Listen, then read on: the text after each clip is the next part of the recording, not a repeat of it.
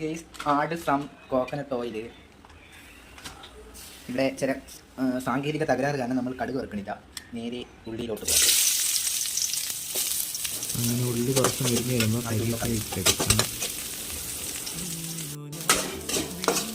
കരിയാതെ അമരാന്ത sweet അതിൻ്റെ മിക്സിറ്റ് വെച്ച് കുറച്ച് നേരം അടച്ച്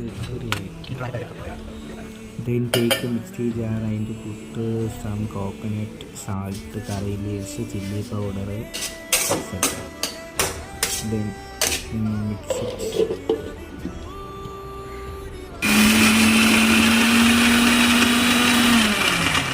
ആയൊന്നും തോന്നണില്ല, കുറച്ചും കൂടുതൽ ഇതെന്താന്ന് അറിഞ്ഞുകൂടെ. എന്നാൽ നമുക്ക് വെന്തില്ല, വെന്താലേ നമുക്ക്